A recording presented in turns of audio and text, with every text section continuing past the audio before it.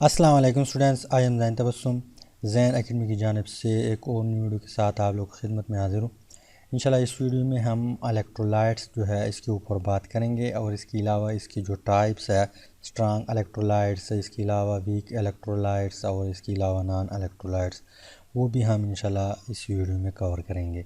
तो स्टार्ट लेते हैं, लेकिन उससे पहले अगर आप लोग चैनल पर न्यू है तो वीडियो के एंड में आप लोग चैनल को सब्सक्राइब करें और साथ वाले बेल आइकन को भी लाजमी प्रेस करें ताकि आप लोगों को हर आने वाली न्यू वीडियो की अपडेट जो है वो मिल सके। तो बात स्टार्ट करते हैं किस चीज़ से, इस डिफिनीशन से। यहाँ पे मैंने लिखा हुआ है कि an electrolytes is a substance in solution or in molten state which dissociate or ionize into positive and negative ion and conduct electricity। इस डिफिनीशन का मतलब क्या है? इसका मतलब ये है कि हमारे पास एक ऐसा सब्सटेंस है इलेक्ट्रोलाइट्स, जब हम इसका सॉल्यूशन बना लेते हैं या जब ये मोल्टन साल्ट में हो, मोल्टन साल्ट फॉर्म में हो, तो ये डिसोसिएट होता है, आयोनाइज होता है किस चीज़ में? पॉजिटिव आयन में और नेगेटिव आयन में। और इस पॉजिटिव और नेगेटिव आयन की वजह से ये इलेक्ट्रिसिटी जो है कंडक्ट कर सकता है, कंडक्ट करता है। कंडक्ट्स ऑफ इलेक्ट्रिसिटी का मतलब ये है कि इसमें बिजली फिर पास हो जाती है। क्या होती है? पास हो जाती है। तो यहाँ पे मैं एक एग्ज़ाम्पल लेता हूँ। सोडियम क्लोराइड जो है, सोडियम क्लोराइड, ये हमारे पास क्या है? एक इलेक्ट्रोलाइट है। लेकिन यहाँ पे आप लोगों ने एक पॉइंट नोट करना है कि सोडियम क्लोराइड हमारे पास इलेक्ट्रोलाइट्स तो है, मतलब इसमें बिजली पास होती है, इलेक्ट्रिसिटी कंडक्ट करता है, लेकिन शर्त क्या है? अगर ये सॉल्यूशन फॉर्म में हो या मोल्टन साल्ट फॉर्म में हो। अगर ये सोडियम क्लोराइड इस तरह सॉलिड फॉर्म में आपको मिले तो यहाँ पे क्या होता है? इलेक्ट्रिसिटी जो है इसमें पास नहीं होती, इलेक्ट्रिसिटी ये कंडक्ट नहीं करेगा। क्यों नहीं करेगा? क्योंकि यहाँ पे ये क्लोजली पैक होते हैं। क्लोजली पैक होने की वजह से इसमें मोशन नहीं होता, मोबिलिटी इसमें नहीं है। इसी वजह से अगर सोडियम क्लोराइड आपको सॉलिड फॉर्म में मिले तो उसमें इलेक्ट्रिसिटी कंडक्ट नहीं होगी। ठीक, अब यहाँ पे हमारे पास जो मोल्टन साल्ट है, सॉल्यूशन तो आप लोग जानते होंगे। मोल्टन साल्ट हमारे पास क्या है? सपोज़ हमारे पास ये एक बीकर है, इसमें हमें क्या किया? इसमें हमने वाटर यहाँ तक डाल दिया, उसके बाद सोडियम क्लोराइड डाल दिया। क्या किया? सोडियम क्लोराइड डाल दिया। तो सोडियम क्लोराइड जो ही डाल दिया और इसको हमने डिज़ाल्व किया तो यहाँ पे एक सॉल्यूशन तैयार हुआ। क्या हुआ? एक सॉल्यूशन तैयार हुआ। जो ये सॉल्यूशन जो है ये क्या करता है? इस इलेक्ट्रिसिटी जो है कंडक्ट कर सकता है। अब हम क्या करते हैं? इस सोडियम क्लोराइड को मज़ीद डालते डालते जब बहुत ही गाढ़ा बन जाता है, जिस तरह कीचड़ हो, उसको हम मोल्टन साल्ट फॉर्म कहते हैं। मतलब ये है कि एक ऐसा सॉल्यूशन जिसमें सल्यूट का मिक़दार बहुत ही ज़्यादा हो और सॉल्वेंट कम हो, तो उसको हम मोल्टन साल्ट कहते हैं। तो सॉल्यूशन में और मोल्टन साल्ट फॉर्म में बिजली पास होती है, लेकिन शर्त यह है कि हमारे पास सब्सटेंस ऐसा हो कि जो ही हम यहाँ पे डालें, सपोज़ हमने यहाँ पे वाटर लिया हुआ है सॉल्वेंट, जो ही हम सोडियम क्लोराइड डालेंगे तो ये यहाँ पे आयोनाइज होगा। किस तरह आयोनाइज होगा? सोडियम जो है इसके ऊपर पॉजिटिव चार्ज आएगा, मतलब ये है कि ये इलेक्ट्रॉन लूज़ करेगा, और ये क्लोरीन जो है इसके ऊपर नेगेटिव चार्ज आएगा, ये इलेक्ट्रॉन को गेन करेगा। अब जो ये आयोनाइज होगा तो उसमें फिर क्या होगी? इलेक्ट्रिसिटी कंडक्ट होगी। क्या होगी? इलेक्ट्रिसिटी कंडक्ट होगी, मतलब बिजली पास होगी। अगर सॉलिड फॉर्म में है तो यहाँ पे बिजली पास नहीं होगी। तो ये तो है अब फर्स्ट वन एग्ज़ाम्पल हमारे पास इलेक्ट्रोलाइट्स का। इसके अलावा यहाँ पे और एग्ज़ाम्पल लिखे हुए हैं बुक में। HCl जो है ये भी हमारे पास एक इलेक्ट्रोलाइट्स है। क्यों इलेक्ट्रोलाइट्स है? जो ही आप इसको वाटर में डालेंगे तो ये H+ और Cl नेगेटिव में कन्वर्ट होगा, मतलब आयोनाइज होगा। इसी वजह से फिर इसमें इलेक्ट्रिसिटी कंडक्ट होती है। इसके अलावा जो अदर एग्ज़ाम्पल है KCl है, ये भी हमारे पास एक इलेक्ट्रोलाइट्स है। इसके अलावा NaOH है, ये भी हमारे पास क्या है? एक इलेक्ट्रोलाइट्स है। तो ये भी आयोनाइज हो सकता है। सोडियम के ऊपर पॉजिटिव चार्ज आता है और OH जो है इसके ऊपर नेगेटिव चार्ज आ जाता है। तो इसी चार्ज की वजह से फिर इसमें बिजली पास हो सकती है। इसके बाद हम आते हैं इसके टाइप्स की तरफ। हम फर्स्ट वन टाइप हमारे पास कौन सा है, यहाँ पे लिखा हुआ है स्ट्रॉन्ग इलेक्ट्रोलाइट्स।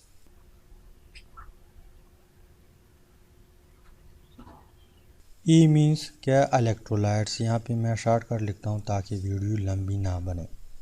तो स्ट्रॉन्ग इलेक्ट्रोलाइट्स जो है ये हमारे पास वो इलेक्ट्रोलाइट्स है जो कम्प्लीटली डिसोसिएट होता है किस चीज़ में, एक्वस सॉल्यूशन में। किस चीज़ में, एक्वस सॉल्यूशन में।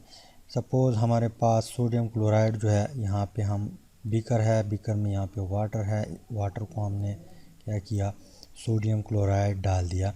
तो ये सोडियम क्लोराइड जो है ये कम्प्लीटली डिसोसिएट होगा। तो ऐसा सब्सटेंस जो कम्प्लीटली डिसोसिएट हो जाए किस में, एक्वस सॉल्यूशन में, उसको हम क्या कहते हैं, स्ट्रॉन्ग इलेक्ट्रोलाइट कहते हैं। क्या कहते हैं कि ये हमारे पास स्ट्रॉन्ग इलेक्ट्रोलाइट है और इसमें बिजली ज़्यादा पास होगी, मतलब आपको ज़्यादा बिजली मिलेगा, कंडक्टेंस जो है वो ज़्यादा होगी।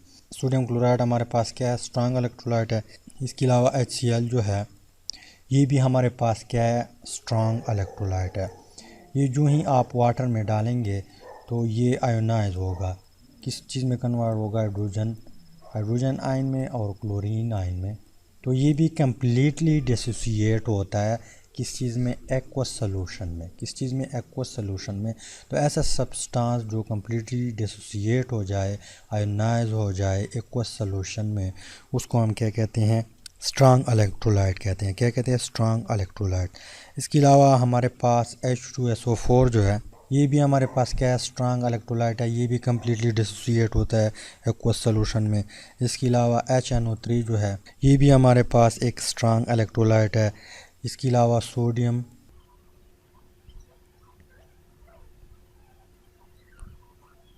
जो है NaNO3 जो है ये अभी हमारे पास स्ट्रॉन्ग इलेक्ट्रोलाइट है।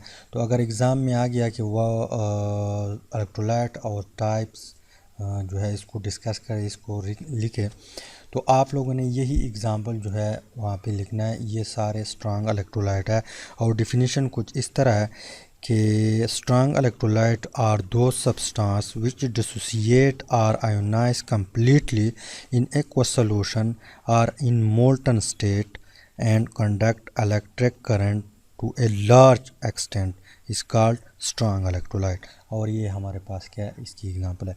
इसके बाद हम आते हैं वीक इलेक्ट्रोलाइट।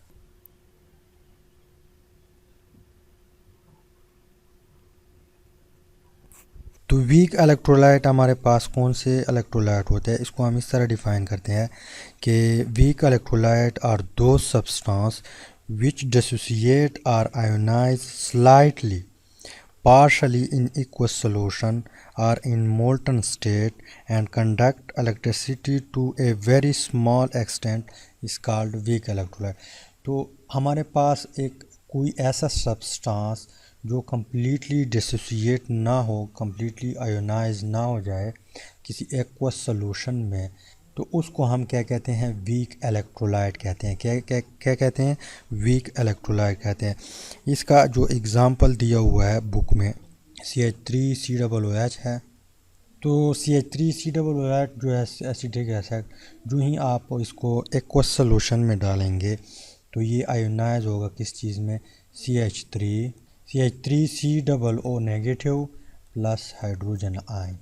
तो यहाँ पे अगर आप लोग गौर करें, यहाँ पे इसके बीच एक ऐसा एरो है जिससे हमें पता चलता है कि ये रिवर्सिबल रिएक्शन है। मतलब सबसे पहले इनिशियली जो है ये डिसोसिएट होता है इस चीज़ में, फिर एक ऐसा टाइम आ जाता है कि यहाँ पे ये आयन ज़्यादा हो जाते हैं, फिर ये वापस दोनों आपस में रिएक्ट करके फिर CH3COOH जो है उसमें जो है कन्वर्ट होते हैं। तो इसी वजह से यहाँ पे रिवर्सिबल रिएक्शन है। इसी वजह से ये वीक इलेक्ट्रोलाइट है। ये कम मिक़दार में डिसोसिएट होते हैं, आयोनाइज होते हैं। और जब कम मिक़दार में कोई भी सब्सटेंस आयोनाइज होगा वो हमारे पास क्या है, वीक इलेक्ट्रोलाइट होगा। इसके अलावा जो नेक्स्ट वन एग्ज़ाम्पल है NH4OH।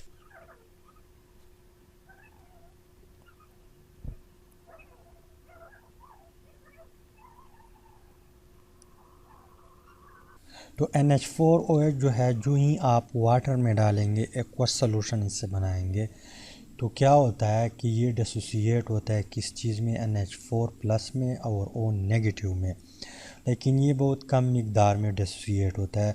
इसी वजह से ये हमारे पास क्या है, वीक इलेक्ट्रोलाइट है।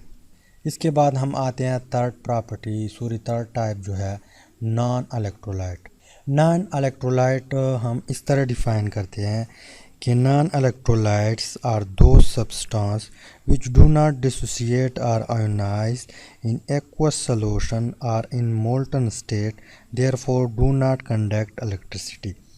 मतलब ये है कि नॉन इलेक्ट्रोलाइट हमारे पास वो सब्सटेंस है जो बिल्कुल एक्वस सॉल्यूशन में डिसोसिएट ही नहीं होता, मतलब इसके आयन नहीं बनेंगे। जब आयन नहीं बनेंगे तो इसका मतलब ये है कि ये इलेक्ट्रिसिटी कंडक्ट नहीं करेगा। क्यों? क्योंकि इलेक्ट्रिसिटी के लिए शर्त ये है कि या आयन्स होंगे या चार्ज होंगे, इन दोनों की वजह से करंट पैदा होती है। इसी वजह से अगर कोई सब्सटेंस बिल्कुल आयोनाइज ही नहीं होता तो इसका मतलब ये है कि यहाँ पे इलेक्ट्रिसिटी कंडक्ट नहीं होगी। तो इसके जो एग्ज़ाम्पल है बुक में वो है शुगर है।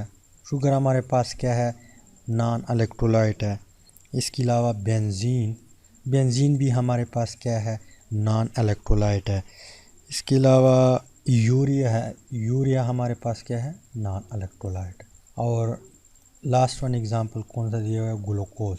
तो ये हमारे पास नॉन इलेक्ट्रोलाइट है, ये हमारे पास वीक इलेक्ट्रोलाइट है, और ये हमारे पास स्ट्रांग इलेक्ट्रोलाइट है, और ये है हमारे पास इलेक्ट्रोलाइट और उसकी डेफिनीशन। उम्मीद है वीडियो की समझ आई होगी। अगर समझ आई है तो वीडियो को लाइक करें, शेयर करें और चैनल को ज़रूर सब्सक्राइब करें। Finally thanks for watching.